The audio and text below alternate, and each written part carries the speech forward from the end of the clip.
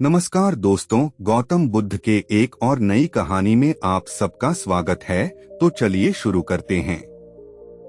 एक चिलचिलाती दोपहर बुद्ध अपने शिष्यों के साथ जंगल की पगडंडी पर चल रहे थे।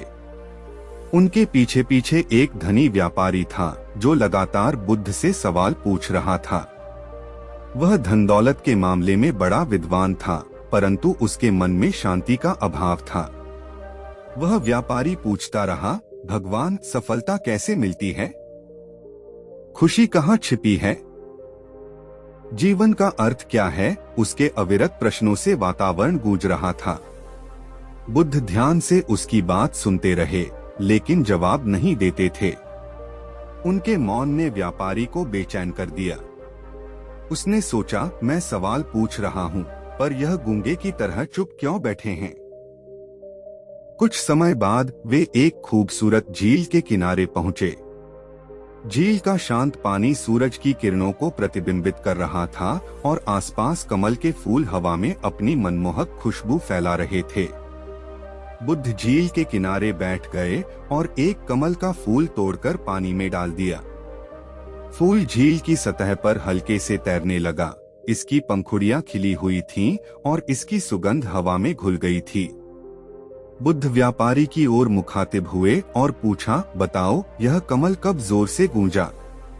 उसने कब शोर मचाया कि देखो मैं कितना खूबसूरत हूँ? उसने कब किसी से पूछा कि मेरी खुशबू कितनी मनमोहक है? व्यापारी सोच में पड़ गया। उसने कहा, भगवान, कमल तो चुपचाप खिलता है, उसकी खुशबू बिना शोर के वातावरण में फैल जाती है। बुद्ध बोले, बिल्कुल यही बात है। सच्ची सफलता, सच्ची खुशी और जीवन का वास्तविक अर्थ भी मौन में पाया जाता है। कमल की तरह चुपचाप खिलो, अपनी खुशबू दुनिया में फैलाओ, लेकिन अनावश्यक शोर मचाने की जरूरत नहीं है। व्यापारी को समझ आ गया। बुद्ध के मौन में उससे ज्यादा ज्ञान छिपा हुआ था, जितना कि उसके सवालों के जवाबों में हो सकता था। उसने अपने अविरत प्रश्नों को रोक दिया और बुद्ध के साथ शांति से बैठ गया। उस दिन व्यापारी ने सीखा कि मौन ज्ञान का स्रोत है, शांति का घर है और सच्ची खुशी का मार्ग है। बुद्ध की मौन की शिक्षा उसके जीवन का एक महत्वपूर्ण मोड़ बन गई।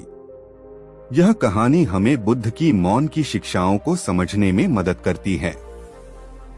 यह हमें सिखाती है कि जरूरी नहीं कि हर सवाल का जवाब शब्दों में ही दिया जाए। कभी कभी मौन सबसे बड़ा शिक्षक होता है। सच्ची खुशी बाहरी शोरगुल में नहीं, बल्कि आंतरिक शांति में पाई जाती है। अनावश्यक बोलचाल से बचना चाहिए और जरूरी होने पर ही सार्थक शब्दों का प्रयोग करना चाहिए। जीवन को कमल की तरह जीना चाहिए, खूबसूरती से खिलना, खुशबू फैलाना और मौन में शांति पाना।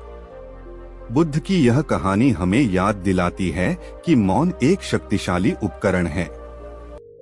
इसका उपयोग करके हम अपने भीतर का स्वर सुन सकते हैं, दूसरों की जरूरतों को समझ सकते हैं और जीवन में एक सार्थक भूमिका निभा सकते हैं।